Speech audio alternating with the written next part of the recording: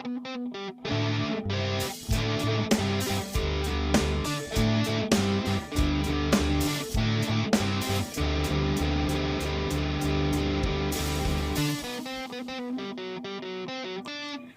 it's Gray. Hello, it's Crystal. And this is Best Asian Beauties, a supernatural commentary podcast where I, someone who has seen the show many times. And I, somebody who only knows about the show through social media, discuss every single episode of Supernatural from start to finish. Also, we are both Asian. Both Asian. For today's episode, we will be discussing Season 6, Episode 5, Live Free or Twihard. Written by Brett Matthews. Directed by Rod Hardy. New director. New director? Yeah. Yes, I think so. Unless that's not true. Okay. Yeah. Rod Hardy only directed this. Does he have any history with, like, vampire media? Did they bring him on specifically for that? Okay, let's actually check. Brett Matthews wrote 3 episodes. All in Season 6. Yeah. And then he was gone forever. Thank God. Unless he died. Oh. Well, Rod then he Hardy also was born in gone 1949. forever. This dude's old as fuck. Is he dead? I'm so sorry if you are, bro. His last work was in 2019. It's possible. Yeah, okay. He had 2 wins and 1 nomination. He won the grand prize for Thirst in the Avoriaz Fantastic Film Festival. No, he was a nominee for the grand prize. Which seems vampire-y.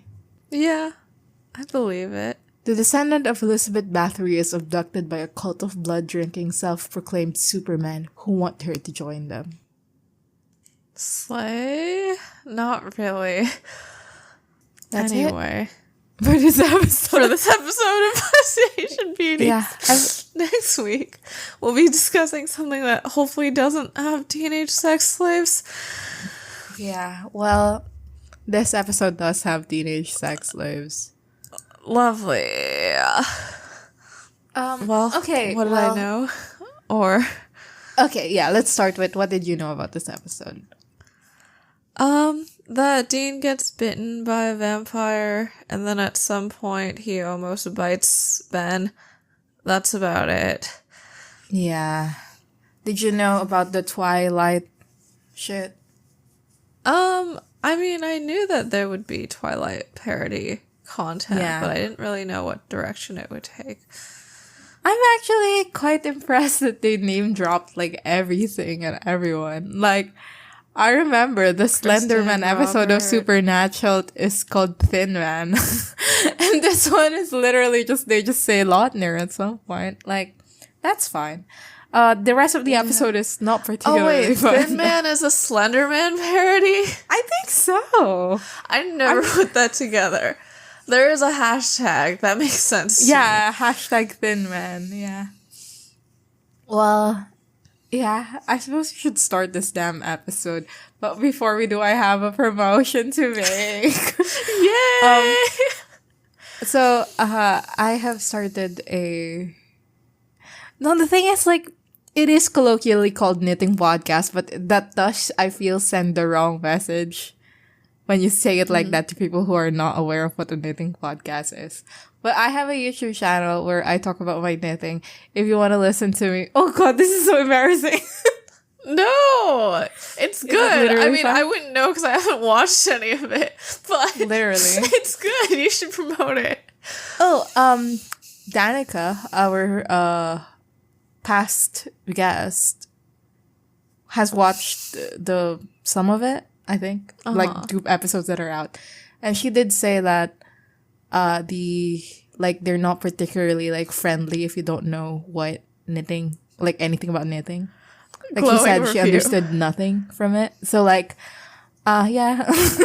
If you want to watch something that's not particularly friendly to people who don't understand knitting and that, so that you won't understand any of it, go to Grey Knits. Oh yeah, we're gonna put the link in the description or something. It's called Grey Knits, I think. It is. It's called Grey Knits. I think it's at Grey Knits on YouTube. Yeah. Hell also, yeah. like, it's called a podcast, but like basically it's a vlog where I sit down and talk about what I have made the past 2 weeks or something. My face is gonna be on it. So I don't know, heads up. Like, don't click on the link if you don't want to see my face. I know I personally don't like seeing, like, knowing what the podcasters I listen to, what they look like. I don't like that. So Like, they're ugly? I mean, yeah, but I'm handsome, so you don't need to worry about that. But also, like, no, I just personally, I don't like having a face associated with the voice. So if you are like that, don't click on it. Don't listen to it. I'll survive. Yeah. But if you want to see my beautiful face, well, you will. Yeah. And your beautiful knits. Yeah. The reason I haven't watched any of it is because the 2 videos are things that he's Crystal made is for not me allowed. that are a surprise. So I can't watch, not because And I'm not Crystal's- interested. And Crystal saw it anyway due to YouTube showed him my recommendations. YouTube recommended. Even though it has like 3 views or something. How many does it have? It doesn't have 3 views. You're so mean to me. It has like I'm 26. sorry. It has 1 million. Okay, well, that's it. This is like a passion project for me. Like, I love to do it, and I love knitting. I think, as is obvious from previous times I've talked about it in this podcast. And I'm really glad to be doing it. And I wanted to do it for a long time. It's just that I didn't have a phone before. I don't have any camera to speak of. So, like, I was just like, I couldn't do it. I don't even have pictures of my past knits. Isn't that so sad? That is But yeah, now I have an iPhone 13 and I'm living my best life. so true. Yay! Okay, well, let's start with this episode, I guess. Okay, we start then sequence vampires. We're doing vampires. We see some of Gordon. Like, I think we start with Gordon. Like, We do. Gordon turning. And, like, I think it's because, like, we see Dean turn and, like, how that affects his body. It is quite frustrating that when Dean turns, it's like, they do it for, like, half a second. And then for the rest of the episode, they were like, we don't give a shit about, like, how Dean is, like, the tempted to sensory feed. stuff. And Yeah. also, how dangerous like- tempted to feed. Like, on they Ben and just... Lisa. Like, I do think it's fascinating that what they do is, like, when he's outside, quote unquote, with, like, Sam and Lisa, they really make a point to make it like, oh, he's like a fucking monster now or whatever. And then he goes into the monster lair, like the place where the vampires are in. And then suddenly he's just regular schmegular hunter with no vampire instincts whatsoever. Like, we don't even get a point where he's like, oh, they're offering me blood and I want it so bad, but I'm going to control myself. We do. We don't. He just stands there and he's like, no, I already fed. I think he has some lingering looks at the blood bag. I think that you're right that they could have played it up some more. Yeah. It's just, I think, frustrating that they really, toned it down for that part. And it's like, it was just obvious because they're trying to differentiate Dean from the actual monsters. But it's so annoying. Annoyed me. No. It's just all this vampire stuff. And then we go to a bar. And it's like a place where goths are hanging out, I suppose. Yeah, it's called the Black Rose. Yeah. And we have like a bartender asking someone like for their ID. And the ID that is shown is this like person called Emily Fang. And it's like obviously and she's like Asian. But she puts down yeah, but this is just for the ID. When the ID is put down, we see that it's like a completely different girl that is showing this ID. Yeah, and white. Yeah. I'm not sure she's white. Is she white? Her dad is white. Yeah, that's true. I guess the actress might not be white, but Yeah. she looks But she's pretty yeah, white. she looks not like the ID photo. Yeah, I mean, she looks like Bella Twilight. She's wearing Oh, a yeah. flannel. And they do the thing where like she's named Kristen, like Yeah. Kristen Stewart. And anyway, she's like looking around and she's like super anxious or whatever. And then she stumbles upon, like she's like, oh, this guy's not gonna show up. She heads out, and then she stumbles upon a guy, and we realize that this is like the guy that she was supposed to meet all along, and his name is Robert. Corny as fuck. It's so corny. I hate them. Anyway, they're really playing up the like, oh, you like wrote poems for me, and that really showed me who you are. I know you, Kristen. Like, it's a whole fucking thing. And then Kristen gets a paper cut, and then that like sends Robert into a haze where he's like, I can't do this. I need to be away from you. But then he comes back and he's like, wow, I can't stop myself, whatever. I want you to know who I really am. And then he lifts his gums and we see his fang. Yeah, I mean, it's also at this point where Kristen reveals that she's 17 years old. Yeah. Because she says, I can make my own decisions. I'm 17. Yeah. Ugh. They start heading out because Robert is going to show her where he's from or whatever, his place. I mean, she knows that he's going to turn her into a vampire because she asks if it's going to hurt. Like, that's the plan where they're going. Yeah. But, so they start heading out. And I do think it is, like, a fun directorial choice to have it that the bar is, like, this, like, intense, like, whatever situation. And then they head out, and it's literally just a street in a Supernatural episode. And, yeah, Robert, like, at some point, Kristen asks, like, oh, is this the place? Why does it smell like piss? And then she gets jumped by some other guy. And then we don't know what happens to her until later. Yeah, the other guy's also a vampire, to be clear. Yeah. Dean's now on the phone with Lisa, and we do see a bit of her. But I guess not too much about how she's feeling. Yeah, she looks good. Love her, like, little flannel situation. She looks great in it. So Dean's about a night's drive away from her, and he's gonna wrap things up and then maybe go home. And Lisa's really happy about it. She says that she can't wait to see him, and this phone thing's getting old. Be careful. And Sam comes up to Dean and is like, wow, why are you so happy? Boo. And also, here's our case, which is that there have been 6 girls missing in 7 days, and they're all about the same age. And he's showing Dean pictures, and pedophilia Dean is back. Everybody. Because he goes, and cute. And Sam scoffs, and then Dean says, ice cream comes in a lot of flavors. What does that mean? I don't know.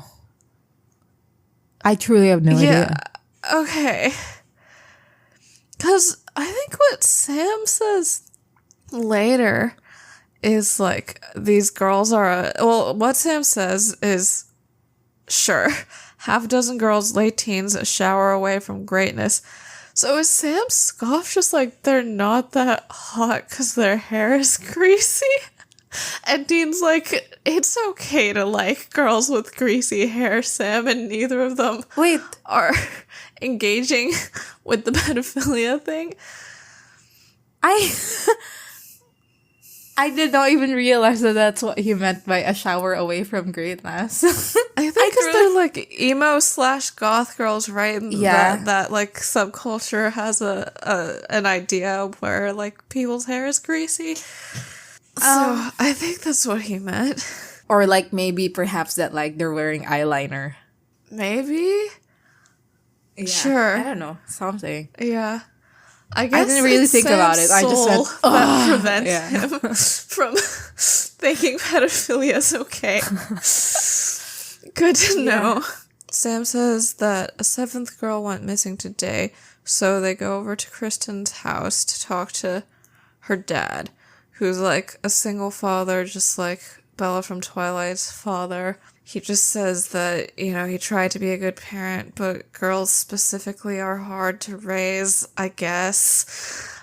And they go and inspect her room, and it's like a whole thing. Like, Dean turns on the light, and then the camera just, I don't know, it just goes around showing various aspects of the room where the walls are blood red, and there's like hot vampire posters on every single surface, and like goth accessories and all of that. And people who are like comfortable being like in a room that their parents can see and having people that are the objects of their affection up on the walls are so brave and not Catholic. Like, good for them. Yeah, no, truly good for them. Yeah. And good for her for having a themed bedroom in general. Honestly, I feel like every kid wants a themed bedroom. You need to put in effort to paint those goddamn walls. Like, you need to do things for that to happen. Yeah. It was definitely a whole project, and I'm sure she was really happy at the end of it. And Dean goes, "Oh, this is like horrible. I fucking hate this. This sucks." They are like the haterism is like, where is it coming from? At some point, like, Dean says, "Oh, these are not vampires. These are like heartthrob douchebags or whatever." So like, is the point that they're romanticizing an inaccurate version of the vampire? Yeah, they're romanticizing an evil monster that we love killing. It's like, I don't know, how in season 1 or something, he was like really mean to some teens who watched horror movies and were in a situation because of it or something, right? That one, actually, he was like, "Didn't you watch a horror movie? If they say turn around, then turn around." So he's actually on the side of the horror movie. Mind. So he's on the side of horror movies for men. But not on the side of the horror movies for the girlies. Yeah. I mean, I don't like Twilight, so I'm not, like, I don't really feel inclined to make it or its fans. But like, I do understand that, like, the hatred in this episode specifically towards it is like rooted in misogyny. So like, they're not, I feel a little bit of the portrayal of werewolves is racist. Yeah. They're like, teenage girls having sexual desires is stupid, and it's their fault that they're in this situation now. And like, I don't think they're like 100% on the victim blaming like train or whatever, but there is like a bit of like, and this is what happens when you romanticize monsters. Yeah. Which, seems pretty gross to me as a way to approach this storyline. And like, I think that kind of perspective that this episode is peddling is a lot obvious in the line earlier when when Kristen goes like, I can make my own decisions. I'm 17, because you're supposed to go, "Oh, she's so stupid," in that part. Right. And like, I don't know, like, Supernatural hates women. And they hate girls too. Who would have thought? Yeah. 'Cause like, this is directly an episode about sexual predation. Yeah. And they spend, I'd say, equal amounts of time mocking the girls as they do going, "These guys are kind of mean." Yeah. So I would say they spend more time going, "Oh, these girls are so stupid for going to these bars and being turned into vampire sex slaves at 17 years old," than like they do being like, "Oh yeah, these vampires that are doing this are evil." Yeah, Dean kills all of them indiscriminately. Kills the girls first. Yeah. They're laid out for Sam and Samuel to find. Like a fucking those boxes that you open before Christmas. Like Advent calendar. Wait, what are you talking about? Oh, yeah. Those. Sam finds a red laptop under a pillow. And when he opens it, it makes a screaming noise, and a picture of a brooding vampire pops up, like staring at them. I love it. Yeah. I love people who like customize little things like that. Like, it takes work. Like, later when he puts the password in, there's like a scream every time. Like, it's she had to wrong. learn a good amount about like computer settings or programming to do that. And I love it. It's the same way that like a lot of people, their first endeavor into coding is like customizing their Tumblr accounts. Yeah, no, that was me. I had a fucking playlist that would just automatically go on whenever someone went on the blog. I think I tried to change what people's mouse cursors looked like. Literally. Annoying as fuck. And that's so important. Dean goes, what's he so bummed out about, even though that vampire is making Dean's resting face? Really? That's literally your face. Dean, that's your face. It really, really is. Yeah, Sam starts testing a bunch of passwords, all of them title case. Like, Sam is like, I'm gonna figure out the password of this thing. And then he looks at the laptop and he does his like face where he's like in deep concentration. Mm-hmm. And then he types Dracula capital D and it's wrong. And it's the funniest fucking thing in the world. God, love it. Yeah. And also, Dracula is not a particularly sexy vampire in his portrayal. No, so yeah, like, no wonder it didn't work. Sam is so far away from what the perception of vampire is by this teenage girl. Dean sees a poster of a vampire watching some girl sleep, and he calls it rapey, which, yeah. It's a book cover, yeah. Yeah, and then he starts reading a passage from the book, mocking it. So yeah, again, it's like, it's so stupid that this girl is into this book where the guy is rapey instead of like, well, this is concerning that like, this has like made her easier to prey upon or whatever. Like, I don't know. It's just the direction they go at it. So stupid that she likes it. Like, okay, Dean, you're also number one creep. Like, let's be completely fucking honest. Yeah. So Sam is failing at passwords. Dean tells him to try Lautner and then Pattinson. Yeah. And that Sam's like, how do you know works. that guy? I can't believe you know that guy. And he's a werewolf, Dean. And it's like, what are you doing at the Devil's Sacrament? Yeah. But also, I think this is the thing where, like, if you're parodying something, don't have the actual property exist in the universe. Yeah. Like, but it's like the actual property for here. Like, or I mean, it's not because the book is a different name, but like, you know what I mean? Yeah. But, like, the vampire's name is Robert. Maybe the Pattinson in My Summer Blood is named George Pattinson, I guess. We don't know. Literally.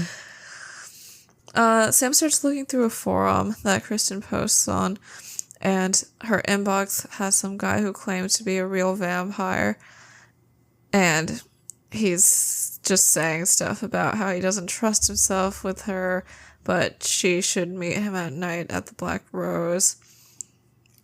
So, yeah, and they just discuss, like, is it just a pervert, or is it a fucking real vampire? And Sam's like, well, probably a real vampire, and like, these people are pretty easy prey. And yeah, so they decide to head there. Meanwhile, there's a very brief scene where a bunch of vampires in a van jump out and mug like the driver of a, I don't know blood what bank. like a blood donation drive van. Yeah. And then they take all the blood in the back and they like pan over the van in case that we don't know what the fuck this van is. We do. Okay, later when Benny comes back from purgatory, he says that he tried just going off of blood donation bags, but then he eventually ended up feeding on a person in a cutscene, right? Like, Yeah? was he Or also was he doing it like this, or did he just steal directly from the hospital?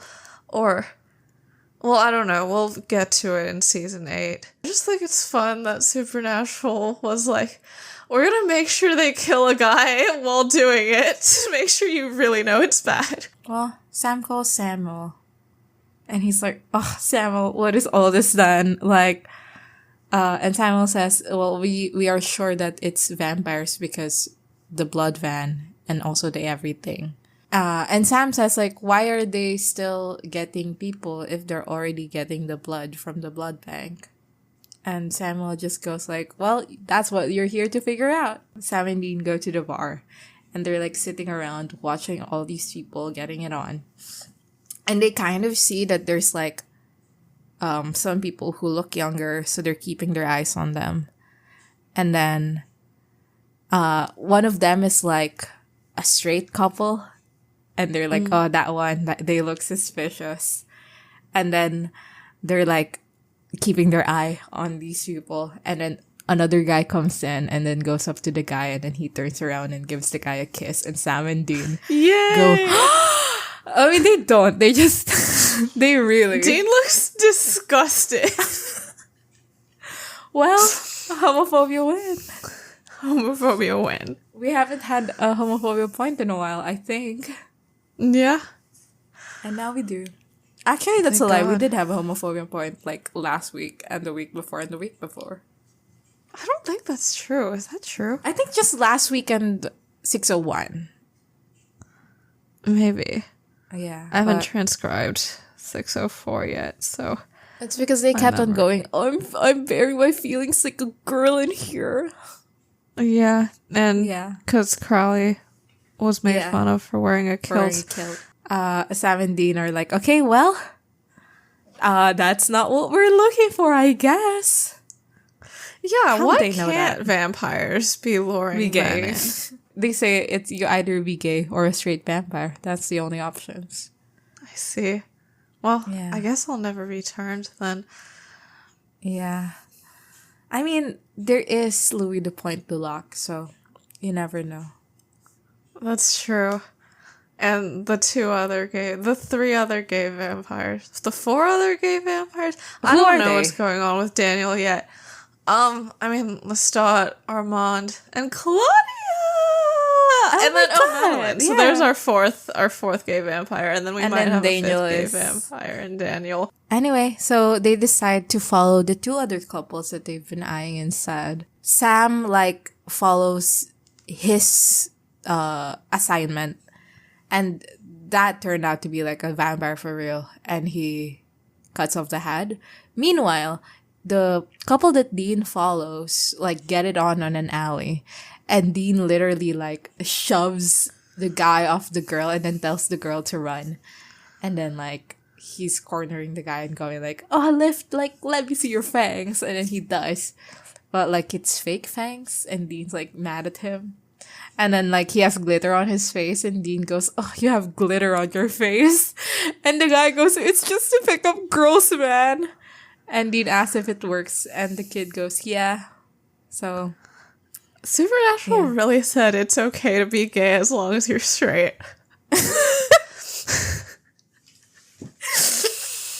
that is the supernatural philosophy, it feels like. It literally. Yeah. But they also said it's not okay to be gay even if it's because you're straight. Like, if you're in love with your girl. So, I don't know. They go back and forth. It's real confusing. Yeah. I think the difference is that, like, Dean's being gay for Lisa is, like, out of love. And this guy's being gay for this girl is out of lust. And lust is fine, but love is, ew, disgusting. So, Yeah. yeah. What a fascinating mindset to have. Yeah. Yeah. Anyway, as Dean is walking, there's like a voice that goes, you're pretty. And then Dean turns around. And it's the same guy that like jumped Kristen earlier. Yeah, not Robert, like the other vampire. Yeah, the other guy. And Dean goes like, oh, I don't swing that way. Or no, he says, I don't play for your team. Straight Dean, true Ding, love it. And the guy goes like, okay. And then he starts attacking Dean. And, he gets Dean pinned against a dumpster. And then like he cuts open his hand and smears blood over Dean's face. But as this is happening, Sam rounds the corner. And he notices quite that before this is happening. he notices that this this vampire is just about to cut open his arm. So like it's not happening yet at all. He could have stopped it immediately. But he lets Dean get turned, and then he's just standing in the corner, like chest puffed out. Little sicko He's smirk. like, he's doing his sicko face, and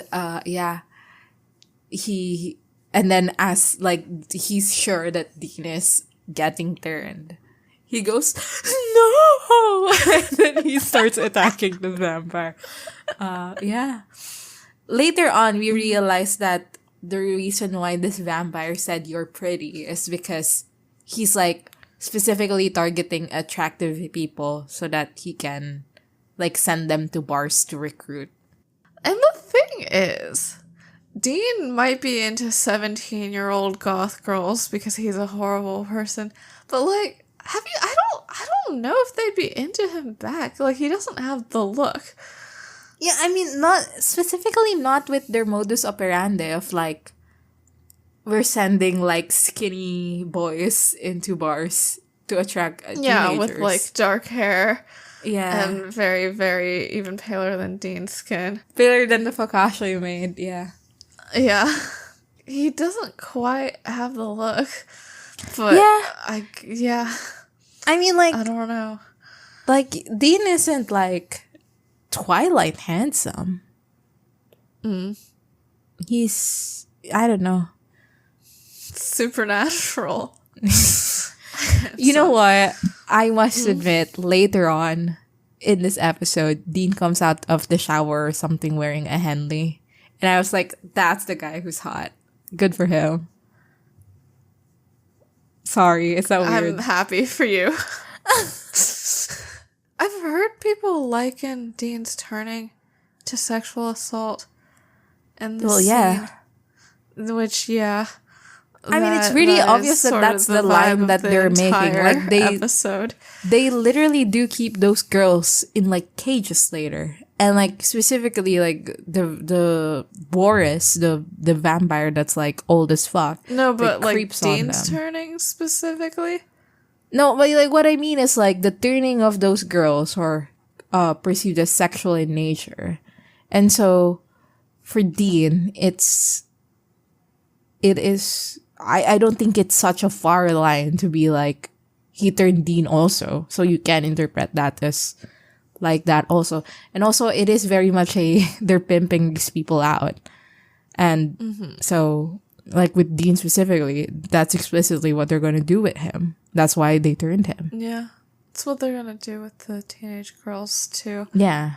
They're in a motel room and we get a bit of Dean POV. And apparently, being a vampire, a lot of sensory overload, which we also saw with Gordon. But yeah, he can hear everything way louder. All the lights are way too bright. Yeah, Dean's like, man, this sucks. I can't believe I'm gonna die. You called Samuel and he's gonna kill me when he gets here. And I'm gonna ask him to do it because you won't do it. And Sam's like, no, we can figure this out. And then Dean starts hearing Sam's heartbeat. And it's completely steady, like he's not at all panicked, which I think was a fun little detail to throw in. Yeah, the heartbeat, it's so cool. It's so cool. Yeah, Sam says, that's because I'm trying to stay calm, Dean, because I care about you. Sam asks how it feels, and Dean goes, you want to talk about my feelings? And Sam says, no, I mean physically. And he's just generally very curious about a lot of aspects of vampirehood throughout the episode in a he doesn't really care way. He looks in the mirror and there's like a little baby thing coming in on the top part of his gum. Love it. Very cute. Yeah. And then we cut back to Sam POV. He hears some sounds from the bathroom. He goes inside. Dean has escaped through the window, and now he's in Lisa's house. Yeah. And you know what? He's mimicking the book cover. Yeah.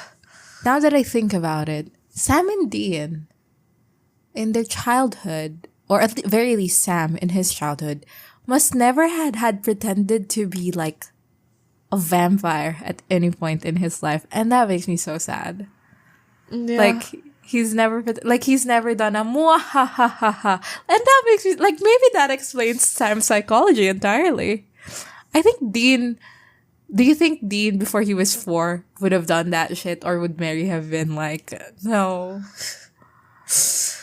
I don't know. Are kids into vampires before age 4? Some of them. No, because like, you see them in like Sesame Street. Yeah. There's Count Dracula. Yeah. Yeah. Sure, maybe. Like, maybe. Do you Dean think had some vampire days. Do you think Dean ever did Count Dracula's accent? And Mary was like, Dean, this is not who you are. Yeah. Yes. Maybe when Sam was a kid, he watched an episode of Sesame Street and he did Count Dracula's accent, and John wrote in his journal like, Sam is evil. He's on the way to being a monster. He wants to be a vampire. Literally. Dean's mimicking the My Summer Blood book cover because Lisa's sleeping and he's standing that's there what they're watching doing. Yeah. I completely missed that. Lisa wakes up and sees him. Dean's like, hi, I wanted to see you. And Lisa's like, what's going on? What's wrong? And I don't understand why Dean won't just tell her. Yeah. I don't get it. Dean also did this in season 5. Yeah, I always said like, 4, and that's why I said it like that. Showing up, being ominous, like, I'm gonna die soon, but I love And it you. sucks. Like it's a horrible thing to do. It's a horrible thing to do.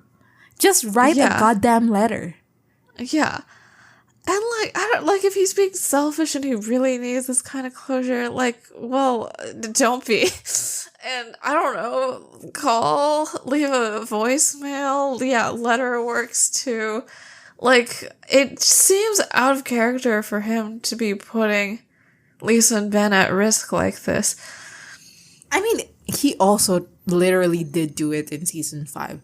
But, like, at least that one, it's not like he's putting them in explicit risk. Although I suppose he was, because, like, it's like the angels were monitoring him or something. But, like, he was already gonna say yes, so I suppose there's, like, less of a... Mm-hmm. Yeah, he won't tell her anything. Which I think just makes all of this worse. Like, if she knew he was a vampire, then, like, they could actually talk after this instead of being like, oh, this guy was on his path to domestically abusing me. And my kid, yeah. And my kid.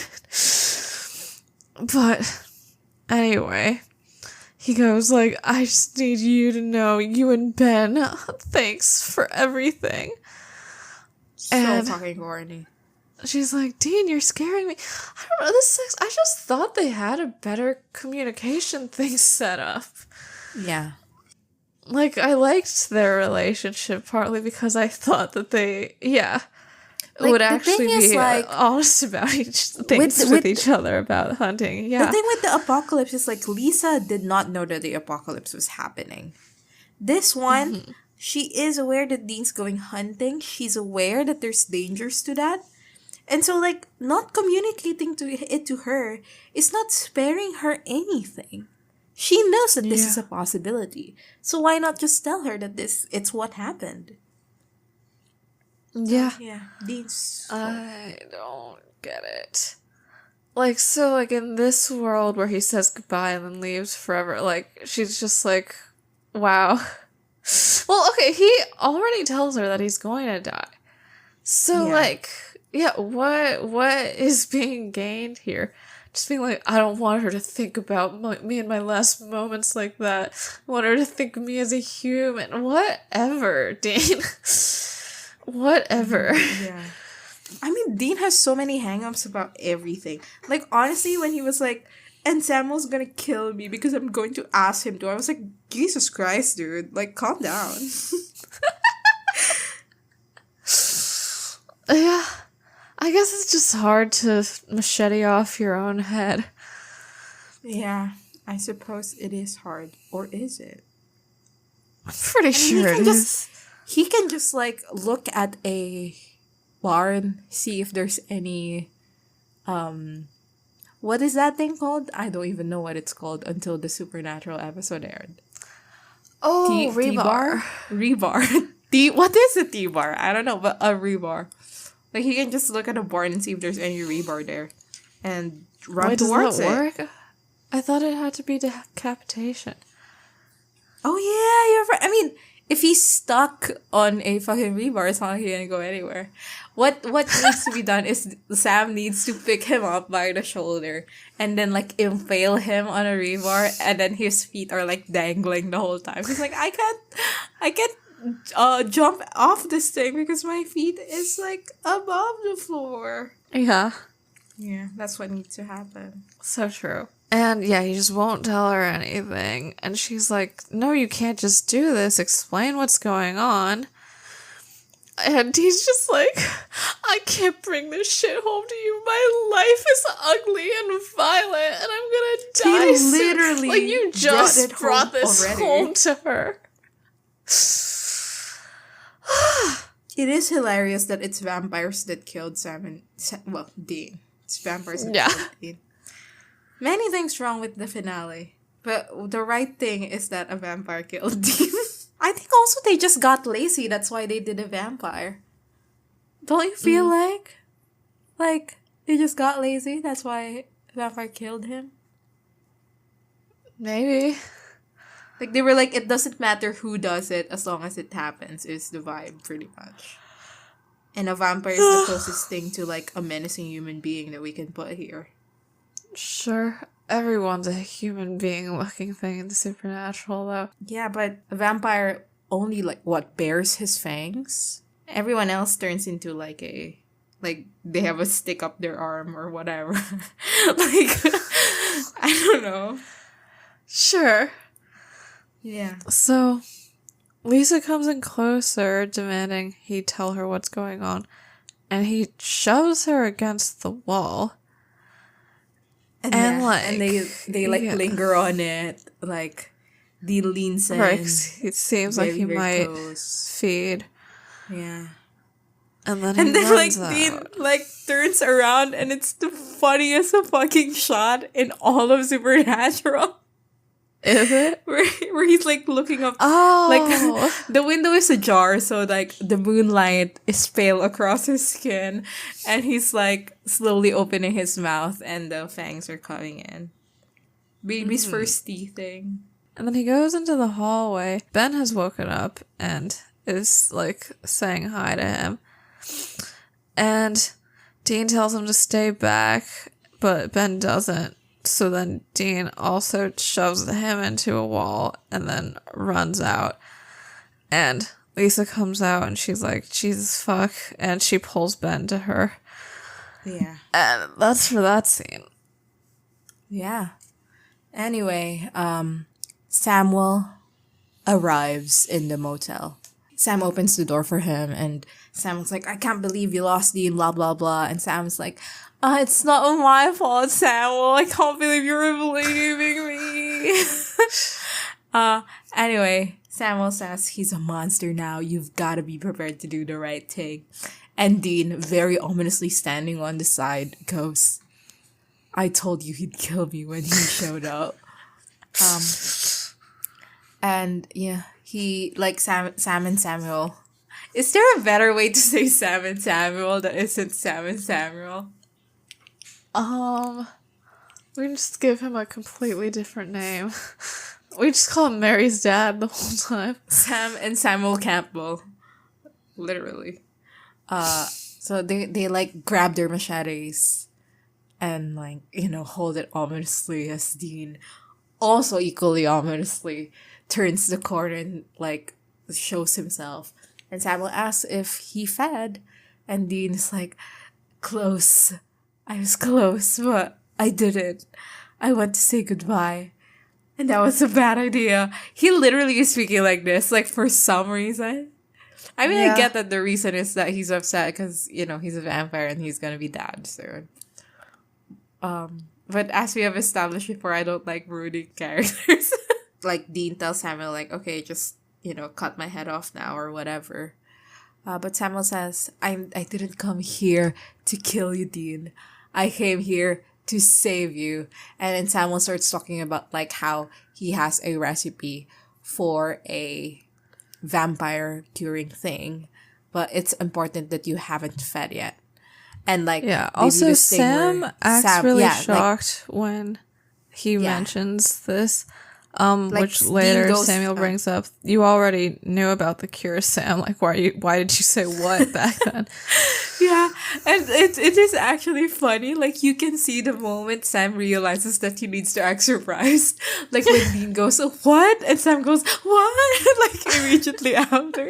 It's so real. You know what? Is Sam the worst actor in the world? Maybe that's the reason why he's a tree in the fucking play that he was in when he was a kid. Yeah. Anyway, what they need is like a bunch of stuff, but the most important part is that they need a fang from the vampire that turned. No, they just need blood from him. No, they need a fang, right? It says blood of the fang that turned you, and the fang just refers to the vampire. Ah, that's interesting. The whole time I thought they were gonna get his fang. No. Horrible. Well, Sam goes, that guy was huge. Sam, you're literally 6'4" and a giant. So, yeah. Dean volunteers to get it because he said he can, like, just go in to their nest because he's one of them now and get the fucking thing. So, their plan is that Dean shoots this guy up with dead man's blood. I forget. Dead man's blood is literally just the blood you get from a dead guy. Yeah. Iconic. Sam volunteers to come with Dean, but Dean says, like, you smell like a hamburger. And so Dean goes alone and he brings some dead man's blood with him in a syringe, and it's one singular syringe for this whole entire endeavor. Hell yeah. He's going to a nest, by the way. Like, he's going to a place where there are many vampires. And he bought one fucking syringe. Well, Dean heads out, and Sam and Samuel start, like, planning to head out to get the other ingredients. But Samuel starts getting suspicious, and he goes, what the hell's wrong with you, Sam? Sam pretends that he doesn't know what Samuel's talking about. And Samuel's like, you know about the cure. Like, I told you about it months ago. And Sam's like, no, you didn't. You must have told somebody else, like Christian or something. And Samuel says, like, that's weird because if you had known, like I think you had, it's almost like you let him get turned so that you can, like, go into that lair or something and find things out. Yeah, and Sam about the alpha vamp that we've been chasing. And Sam just goes like, oh, I can't believe you think that of me. You think I'm evil? Well, maybe you think that because you're evil. Honestly, like, Sam is like, it is kind of a nightmare situation that Dean is in. Like, if we're being completely honest, like, it's a fucking nightmare to be in this kind of situation. But Sam is the funniest guy in the world. Yeah. Absolutely.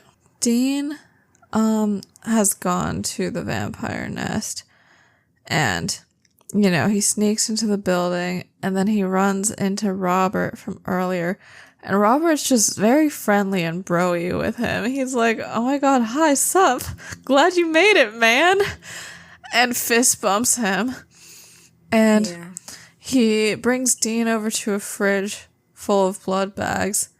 And is like, you must be so starving. Like, here's some food. And Dean goes, I'm okay. I killed so many people on the way over here, so...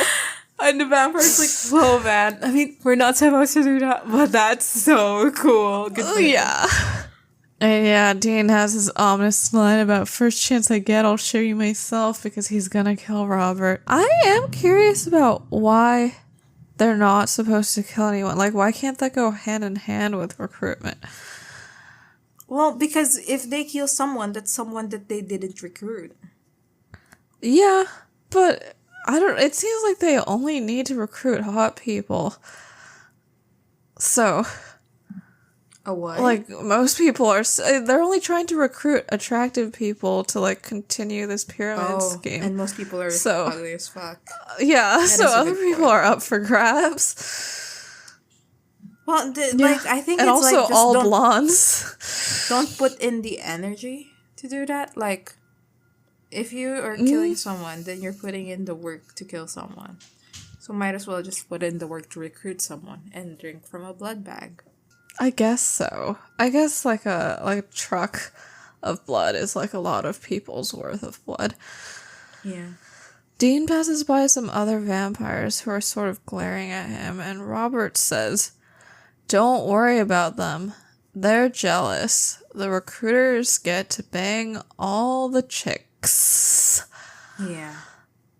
Yeah, so I guess I wasn't entirely sure. Okay, so like part of it is during the recruitment process you might have sex with a teenage girl, and is the other part like once they're turned into vampires, like, yeah, they remain specifically sex slaves for the recruiters, or like, I'm not sure actually. Also, I don't think they only recruit ugly, good-looking people, because like this vampire did say that, like, oh, these people, like, they're just jealous of you because they're ugly as fuck and you're not. Yeah, they also look basically the same level of attractive as Robert or Dean. We see Kristen in front of a laptop, not sitting on Boris's lap, but like he's like looming over her. Yeah. And yeah, so he's telling her what to type on the computer in order to like catfish another girl. And yeah, he's like creeping on her, he's sniffing her hair and all of that. And she's very uncomfortable with it. And there's some other teen girls in cages who are drinking blood from bags. And Boris has some line to Kristen, like, where he calls her sweetheart and tells her to go to the cage and then march that little ass right back here. Yeah. So yeah, I mean, it's bad. Don't like it.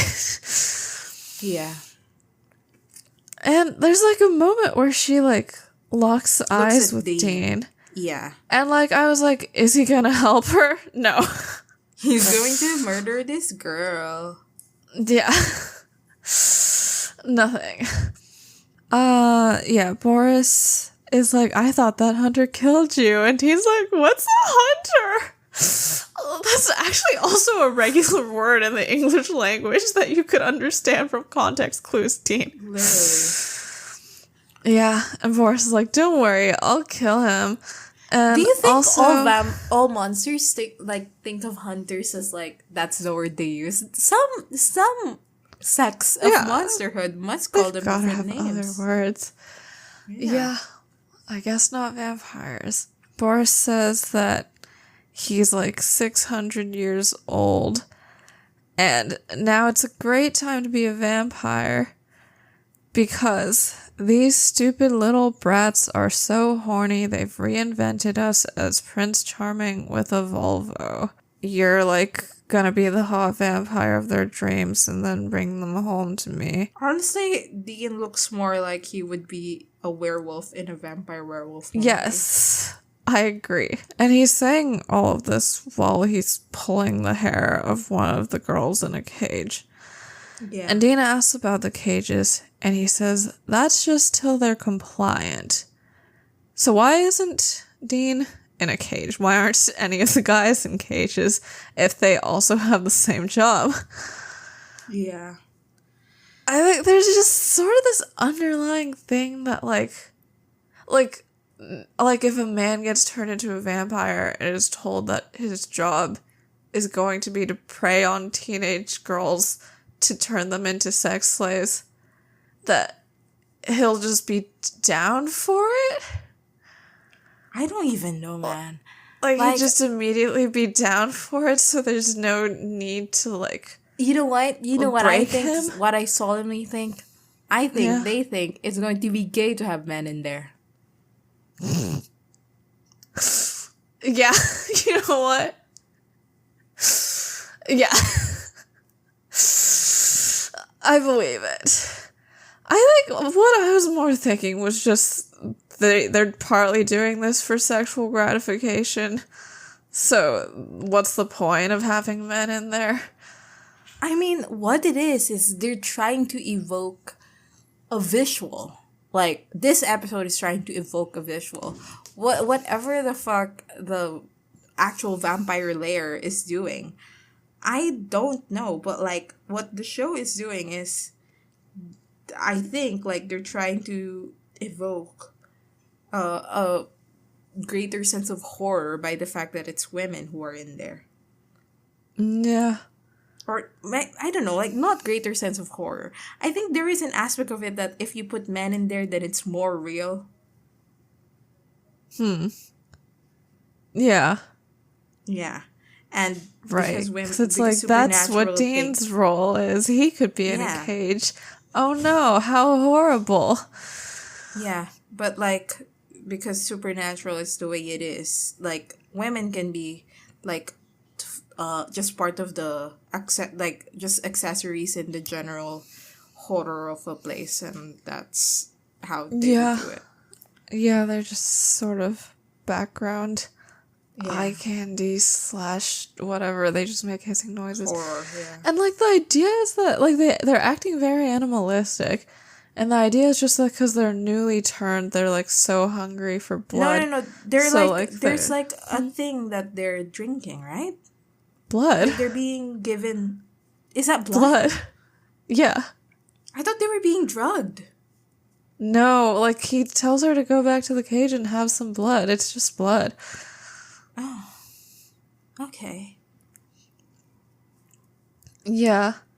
So the idea is like they're just newly turned, so they're like so hungry for blood that they're so animalistic that like Dean doesn't need to engage with them on a person-to-person basis. But Dean is also newly turned, and he's not like that. So what's up? But yeah, I think that is just back to the like supernatural deciding who is a person based off of like, well, they're deciding who is a person first, and then through that they're deciding what character can be related to Sam and Dean's predicaments in a way. And like they've decided that because these are girls that they're completely other from Dean, and that he has no sympathy for them or any sort of whatever. And like all the guys in the lair are like Dean, like somehow like, and Dean has not fed, is newly turned, as you've said, and he's not acting like these girls in cages. So like it is just to like provide horror for the setting without addressing or engaging with the idea that Dean is one of these people and is supposed to be. It's the same reason why he was like a monster outside, but here he's like completely clear-headed. Mm-hmm. Yeah. Like, why aren't the lights in here making everybody really upset? Yeah, literally. It's bright. They have a fucking cathedral ceiling. Yeah. And the fucking light cathedral, too. Not the Baroque kind.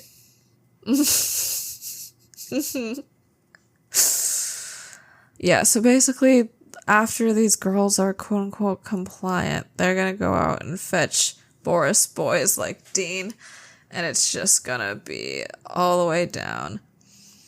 And Dean asks if Boris came up with the system, and he says, no, I just implement it. It's our father's, and he points to like this stained glass ceiling. Yeah. And Dean's curious about this, so Boris is like, ooh, okay, I'll give you a private tour. And he starts walking yeah. to lead Dean so his back is turned. And he's so far away, but Dean already pulls out the syringe. Yeah, and he like makes a whole thing about it too. He's like, yeah, your arm's not that long. Yeah. But when he pulls it out, a drop of it falls to the floor, which Boris hears because of vampire super hearing. And then he whips around and he makes Dean drop the syringe. And he's like, gonna attack. But then he starts to hear whispers from the ceiling. And then he kind of just collapses. And this happens little by little with each vampire in there. And Dean collapses last. I think it's like his connection to the alpha vampire is weaker because he's the newest one. He has a vision. And so there's like a creepy little girl, like a little Victorian girl or whatever. I don't actually know what time period this is from, but I feel like that's sort of the image they're trying to evoke. Yeah, it's like... So, wait. This is visions from the alpha vampire, right? I think so. But it's not supposed to be like the vampire's first turn. Like, this is just some fuck all turn he does.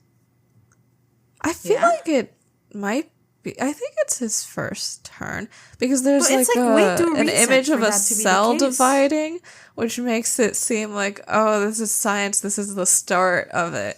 No, but like it's like way too recent. Like the visuals are way too recent. Like this demon, this vampire that Dean is talking to, 600 years ago. So when was that? That's true. Like the 1400s, and this dress. Yeah. They're supposed to be in a fucking cellar in, like, I don't know, Bavaria They're or something. supposed to be dying of the plague. Literally. No, you're right. Because they make this seem like this is the first turning because of all the, like, and it's the science it's the imagery. Shining. It's what they're doing. Yeah, but it can't be if Boris is 600 years old. Because because this is more recent. He's not even the alpha. Yeah. Yeah, and he's not even the alpha. So it must be older than that. Is this vampire turning that's caveman? so weird. Like, did they... Will we did they find just fuck a up? Neanderthal with vampire DNA? Dunno. Would be pretty cool if we do. Would be. I don't know. This is confusing. I didn't realize this until you said it, but yeah, I have no clue.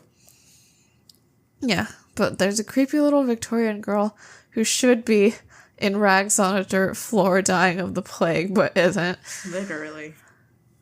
And there's like an image of a cell dividing, there's a graveyard, and then there's a black man who is the alpha vampire. And I remember hearing about how the alpha vampire is a black man, and like people talking about that being a racist portrayal, which I think is true nonetheless, but I am curious about if we see more of him later, or if this is sort of it. I don't know. Just... I truly don't know. We'll see, I guess. Yeah. I'm like not doing well in the have seen this show many times department of our intro. You're really not. I have historically not done well on it. Like, you have always known more about this damn show than I have when we talk about it in the episode per episode. So, like, who even knows? Yeah. And we're both, I feel like during our Supernatural Tumblr days, we were both logged on for about the same amount of time. No, literally. We were both logged on in the same hours, which is quite frankly impressive, even. Due to the time difference, yeah. Yeah. Right. Graveyard, classroom, little girl, he's beckoning towards her. There's like twins, like both little girls, their teeth are showing. There's like a line of blood that he smears down both their faces or something. Blah, blah, blah. But yeah, should we discuss the alpha vampire being black? This feels like a bad choice. I think it's a bad choice. Why? Like, what are the reasonings that you would put out for that?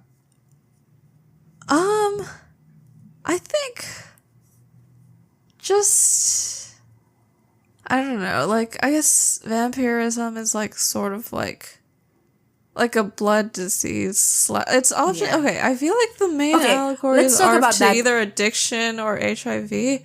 Yeah, let's talk about that part first. This episode did make me wonder about like, because like the rise in the concept of like vampirism must be coming from something. Like it must be coming from a social anxiety of some kind. And like, yeah, I do think there is like a line between those ideas and the fact that the alpha that the supernatural is doing is black. But yeah, go on. Yeah. So yeah, because okay, I think this episode vampires are mostly sexual predation, Yeah. and then yeah, I think addiction and like bloodborne diseases, especially like maybe like HIV or whatever, are also things that have sort of created the vampire as we know it. And then Nowadays. Dracula originally was about like fear of the foreigner, mostly. And I feel like all of those things are things that can be related to like negative ideas around black men. So I think that's iffy. I think the fact that this is Also, happening in the Sarah Campbell, yeah. Yeah, and like, I don't know, I'm just uncomfortable again because you said the Sarah Gamble. And like, the last black vampire we got from Sarah Gamble is in fact Gordon. And like, Yeah. I don't know, like, Sarah Gamble did not write this episode. And like, we don't know if it's like part of the script. Like, if they wrote that, it would be more, I think it would be weirder if they did. But Yeah. I don't know, like, that is a choice that you make as a casting. Like, if you look at the casting, if you look at the edit, those are choices that you make. And like, we have talked about how like this season, with the fact that with Raphael and like just the regular episode per episode beat, Yeah. like it's not looking good. And so like it's not like a benefit of the, again, we like, I always say it like this, but like you, like it's not like a situation where you'll be like, okay, I'll give it the benefit of the doubt. Yeah. Yeah. Just season 6 has a lot more black characters and most of them are villains. Yeah. It's just odd. It's just odd. Like you And, like, have this the fact episode that that he's- is running on the idea of, well, like the there's no like black vampire that we see this episode aside from We the see alpha. one in the lair. In really. He's not a recruiter. He's in the crowd of people who are jealous of Dean because he's a Ah. recruiter, and then Dean kills him at some point later. Yeah. I do feel like some, like this episode specifically, the vision of a vampire that we were supposed to see is like a young white person who's like banking on the idea of being pale and white. You know what I mean? And so Yeah. I don't know. Like, etc., etc. Yeah, and it's the fact that the alpha vampire is also, like, giving Boris instructions on what to do. So, like, you have this black man who's saying, like, send out all your pretty white boys to, like, turn teenage girls into sex slaves. Like, I just don't think that's, like, the look you want for this episode. Like, it's the sexual predation episode. And, like, in these visions, like, I guess the people that he's turning are, like, these little white girls in, like, Victorian England or some shit. And I feel like there's, like, a lot of fears about black men raping white women and white girls, as we've mentioned before. And, like, that sort of plays into that, too. And I think the fear of the foreigner plays into this, too. I mean, So, it yeah, still, it's it still just a bothers mess. me so much the way they do the Gordon episode. Like, because they play up that visual. That's what they, like, they really do. Yeah. The idea of, like, Gordon preying on innocent white women. Yeah. And so, yeah. Yeah. Yeah. Um, Do you think it's Sarah Gamble's fault? I mean, yes, I think it is. yeah. I mean, I think, right, because Gordon is based off of another character in a different franchise who's black, so she did specifically make him black. Like, that was on purpose. And then she wrote the episodes with him in it. So, Yes. yeah. Okay. So, yeah. That's all on her, baby. But are you talking about, is it her fault in this season if she didn't write it? Not sure. I don't know what the showrunner's role is regarding mapping out things and casting. But I think she at least had the power to, like, I think if she's overseeing this, to go, I don't know about this one, guys. And she didn't. And I think that means something as well. Oh yeah, the vision also shows a red circle on a map around Aurora, Illinois, apparently. So I guess that's where he is. So Dean wakes up and everyone else has already gotten up and Boris is releasing the girls from the cage to attack Dean. To sick on Dean. Yeah. Why would they do that? Because they're animals, Crystal. Yeah. Which is because currently they're that is what the episode is saying. Like, but they're like attack dogs logically, is what they're doing. Like, logically, they're not compliant yet, which means that they don't really have any loyalty to Boris, and Dean doesn't have human blood, so it's not hunger. So there's no actual reason, if you thought of them as people with thoughts and feelings, for them to go after him. But because they're being portrayed as attack dogs. Drugged. Like, I thought they were being drugged. That's why they were doing all this. Yeah. No, I'm pretty sure it's just blood. Oh, but like, Kristen isn't. She isn't what? Like, animalistic? Yeah. Yeah, he sends her back to the cage to drink the same thing as them, though. So, like, it's just that we saw her earlier, so they're like, well, we'll let her be portrayed as a person. Yeah. But yeah, I think there's no real logic to it. It's, as you said, just sort of the horror aesthetic of these hissing women. It is fascinating that Supernatural chose that, like, the turning can only be reversed if you haven't drank blood yet.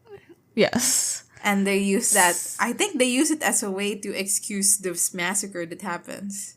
Yes, I agree. Like, because or else it's why wouldn't you just fix everybody? Yeah. Like, you can only be fixed from monsterhood if you remain pure. Yeah. I hate Supernatural.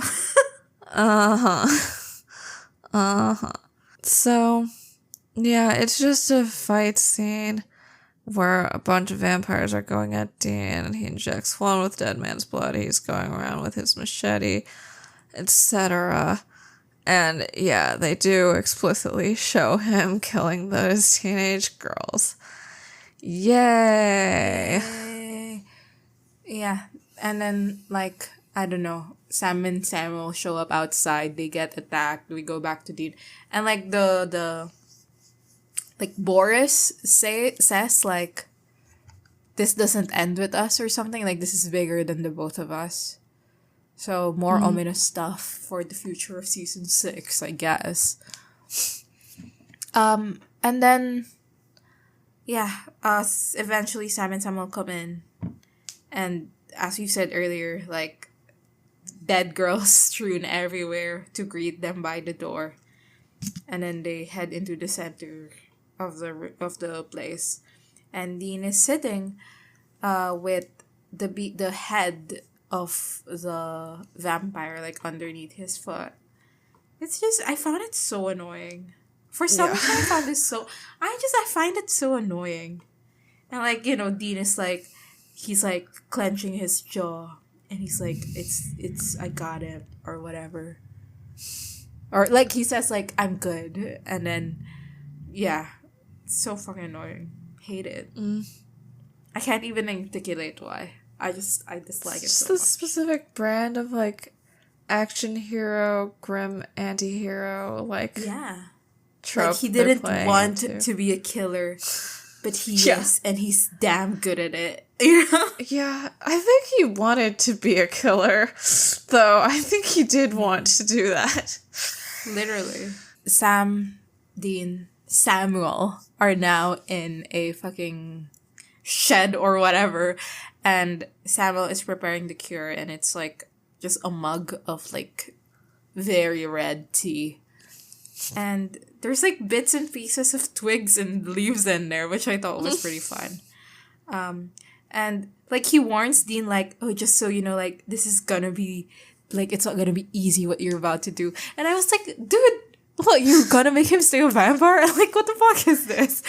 So Dean just drinks the potion, and then But at first nothing before happens. he does that. Oh yeah, Sam before he goes, does this, What did you see in there? yeah, Sam was fucking interrogating him. And Dean was like, dude, I cannot fucking hear you because your blood is too loud, so let me drink this first. And at first nothing happens, but then he vomits like everything out. And Samuel says that like, yeah, he's like, I don't know, vomiting out the bad or whatever. He draws out his machete, which I think it makes no sense to me. Yeah. Because he says, like, either the cure's working or Dean is dying. What's the machete for, then? To make it quicker. Yeah, how nice. What happens is like Dean starts getting visions, and he like starts going back through the time where he was a vampire, and then noticing things that from a different perspective than he would have or something. And a part of it was like the last thing that he sees is Sam standing in the alley right before he gets turned. And it's like the Sam smirk. So wonderful. It's the Sam smirk. And I do think this scene is shot well and like edited well and directed well. That it really does evoke in you the dread of the situation as we go to like Dean's eye as he's completely still on the ground, and then like it slowly pans up to show his face. And yeah, it's great, especially because it's like loud, and then the realization happens, and then it just goes completely quiet. It's pretty cool. Yeah. I really like this scene.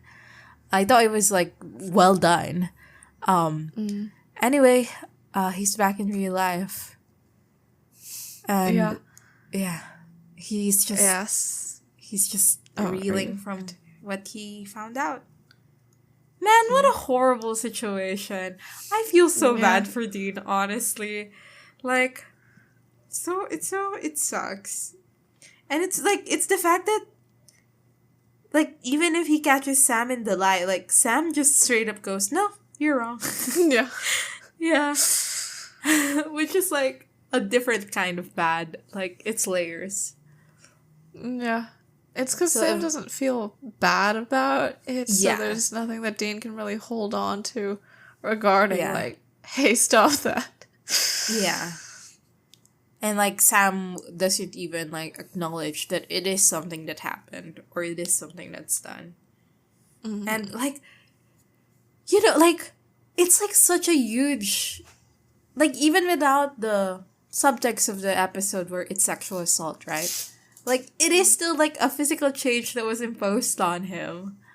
That is, like, terrifying. Yeah. And massive. And Sam literally just stood in the corner and gave a fun little smirk about it. Like, it's terrifying to think, like, I'm going to be in a car with this guy for, like, forever.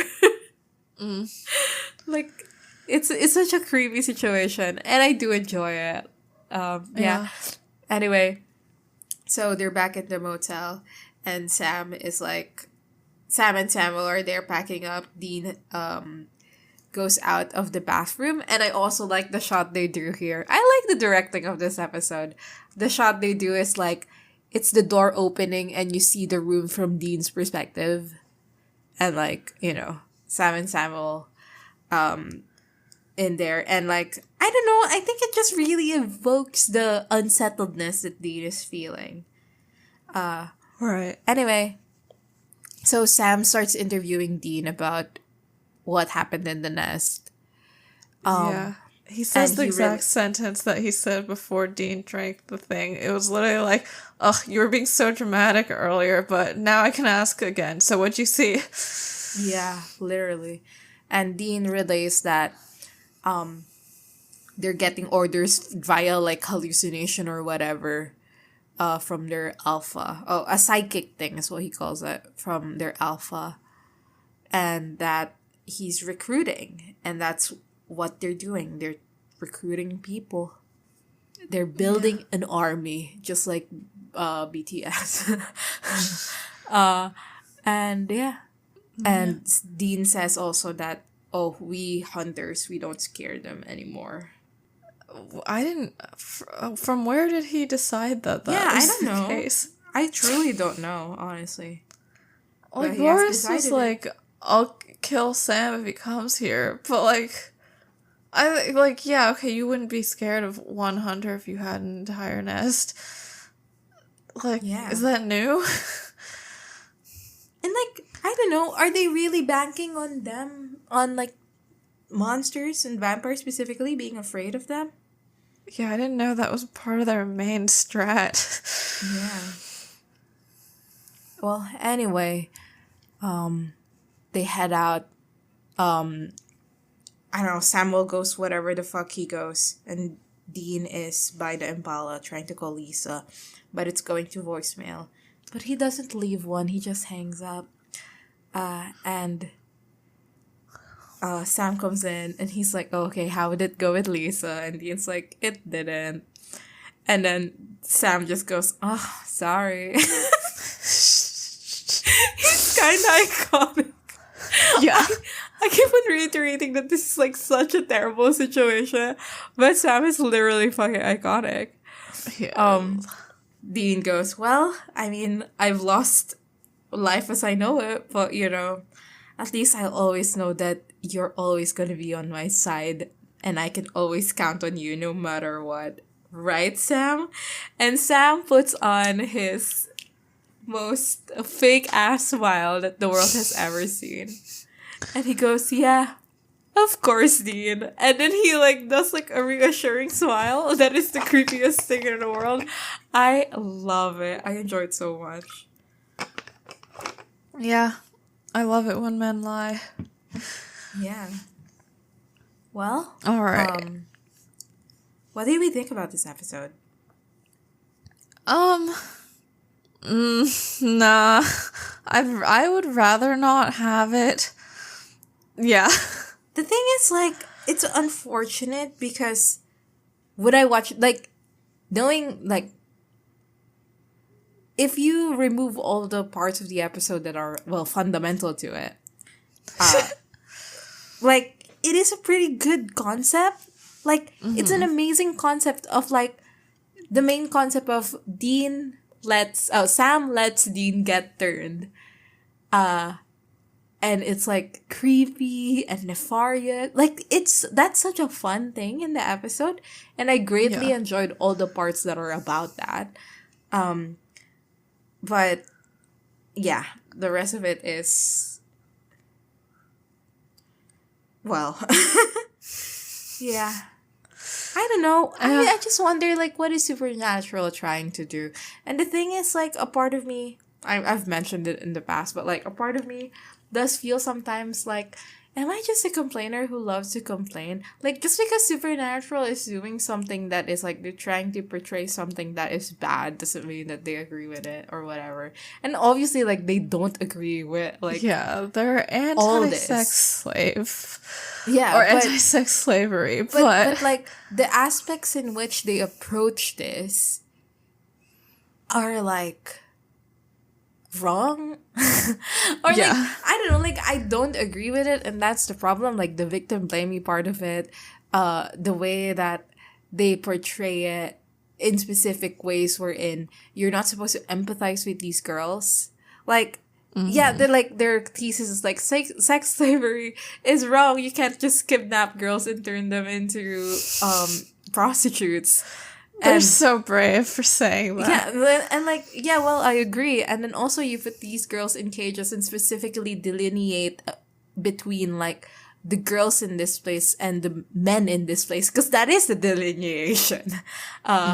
It's girls and men, and like, oh, the men, like in this situation, like, I don't know, like, they're not even that they have agency or anything, that they're just like human beings that you're supposed to look at.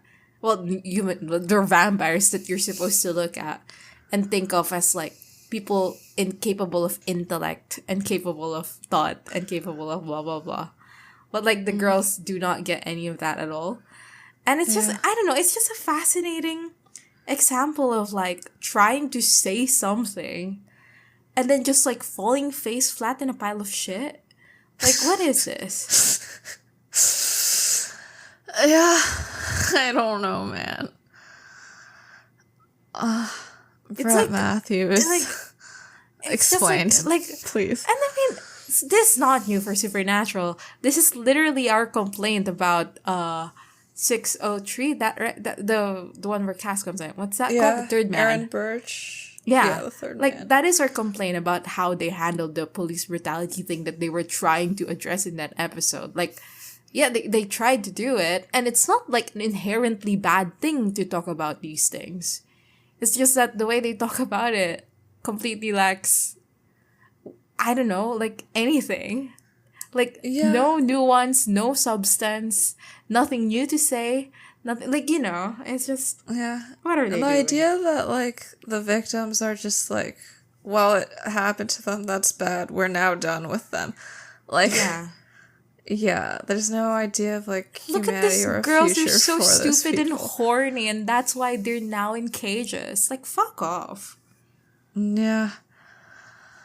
Yeah, anyway. Best line, worst line.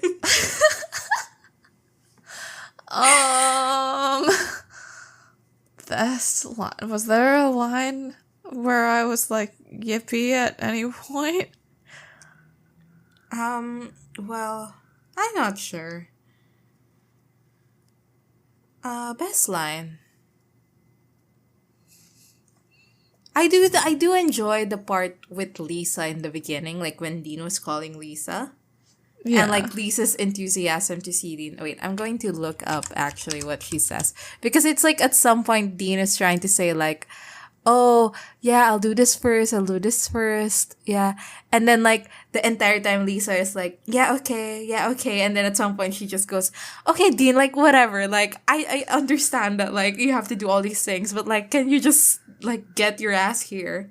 And I did that. I thought that was so cute that like, you know, they have all of these logistics to get through, but like the fundamental of it is that Lisa is just so excited that Dean's gonna be there. Yeah, I also liked that scene. I liked the affection we got to see in their relationship. Yeah. So I'll just go with that one too. Also, like we don't or Sam's what? Yeah. Literally.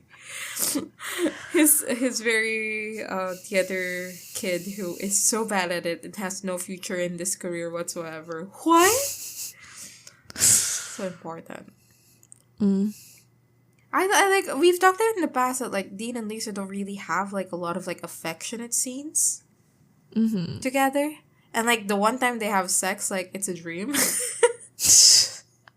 So like I don't know, it is fun to see all this. I think. Like, they like each other. And now Dean is going to be so miserable forever because Lisa's not answering his calls because he went there as a vampire and then pushed her in a wall and then pushed Ben in a wall.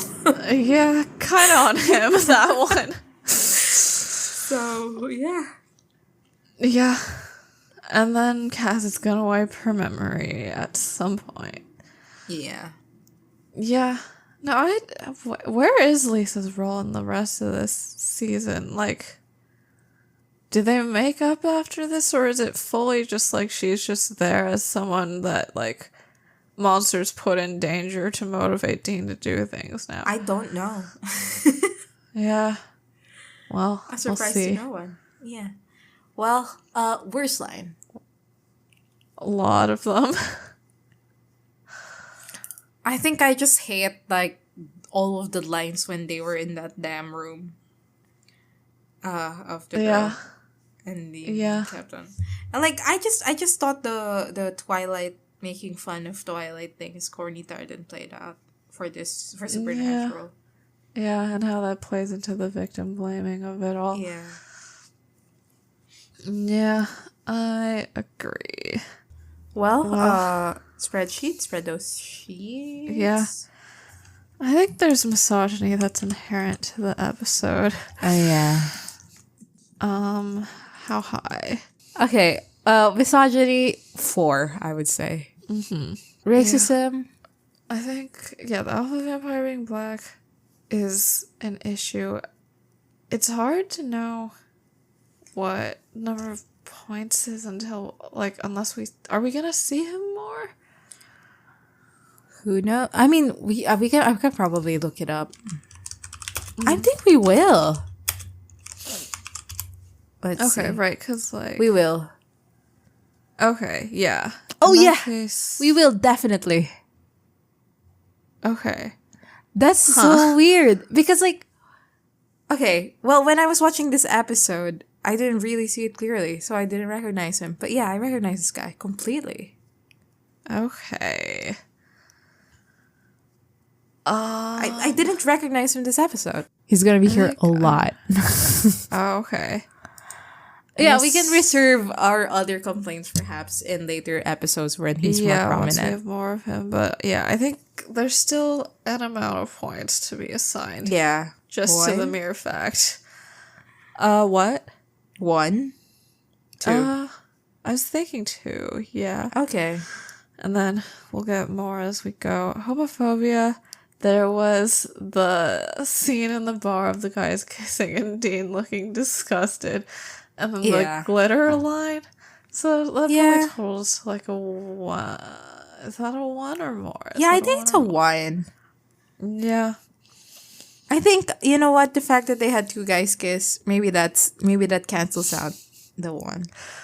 No, it doesn't. It cancels out the 1 in it cancels out the 1 and the 2, so there's still the 1. Yeah. I see. Yeah. Yeah. Well, all right. I am that DB. I can't believe they gave Jensen Ackles like a good episode for his debut directing. Like, of course it's gonna be highly rated and it's gonna get good reviews. Like, it's a fucking gimmick episode. Fuck off. Yeah. Sorry. I mean, it's fine. Like, Jensen Ackles can direct if he so desires. Okay, IMDb. I would say this one is low. Okay. Okay, I guess I have to guess first. I'm odd. You are. Yeah, okay. I agree that this is low. I think this is going to be a sort of polarizing episode. I don't know. I'm 7.7. Yeah. 7.7. Me, I'm going to go 7.9. Okay. You're gonna be right. You've been right every time so far, right? Have You've I been? Closest every time. Oh, well, I have been closer every time, but I've only been right once, I think. Okay, let's see. Watch it be so high somehow. It's an 8.3. I fucking hate everybody. Yeah. A nice blend of parody and mythos? Funny. Not true. What? It says it's a nice blend of parody and mythos.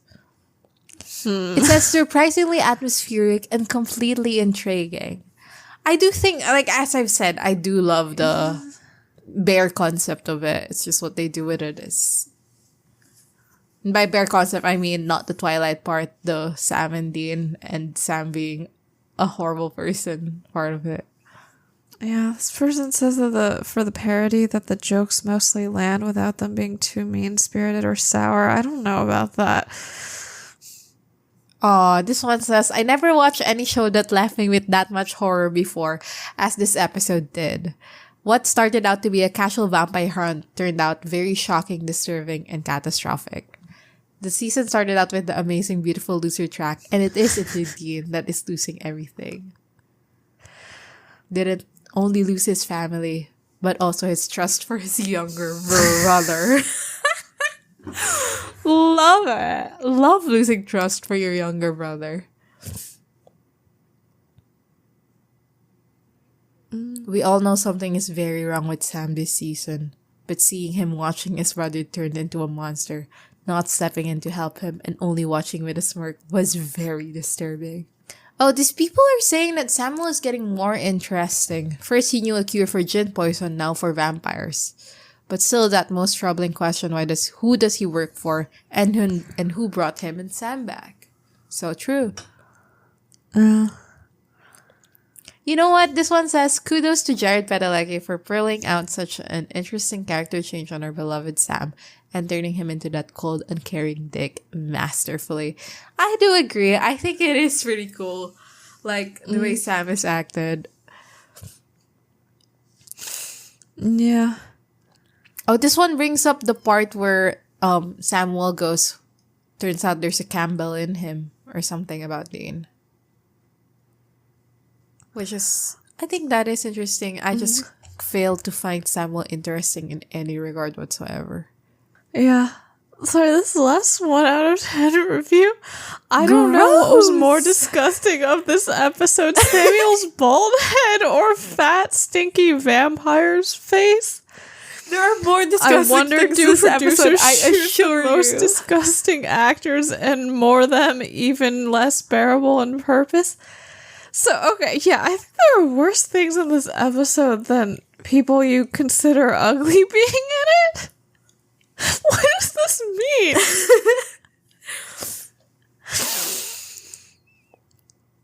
mean? Yeah, and then they said that, yeah, what's dead must stay dead. And This has 26 downvotes, and I support that. 0 upvotes, 26 downvotes. Yeah, and I think they didn't want them to do any new vampire episodes after Dead Man's Blood. Yeah. That was like the peak or whatever.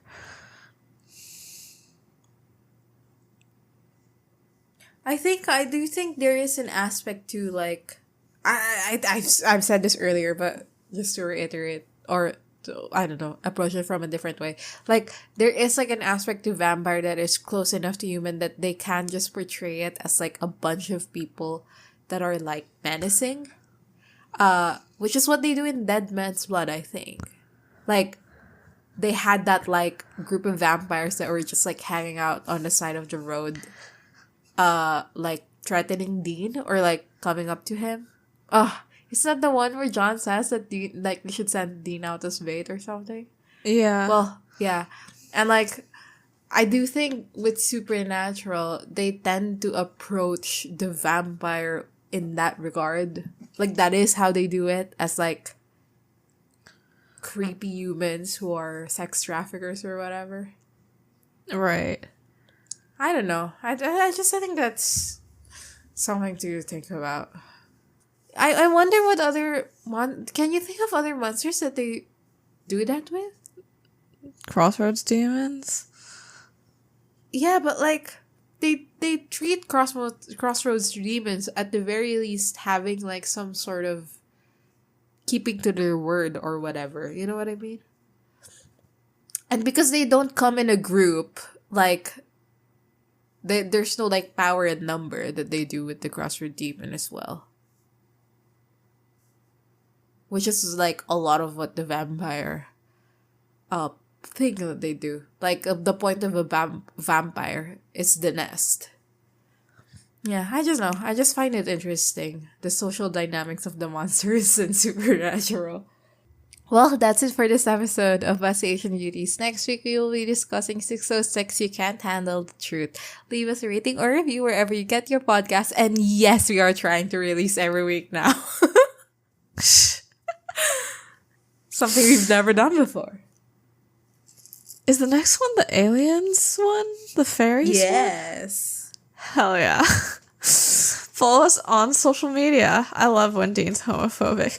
We are on Tumblr at bustyasianbeautiespod.tumblr.com. Our official tag is babpod, B-A-B-pod. Thanks to everyone who's donated to our Ko-fi at ko-fi.com/bustyasianbeautiespod, which is where our outtakes live. And check out our merch at babpod.redbubble.com.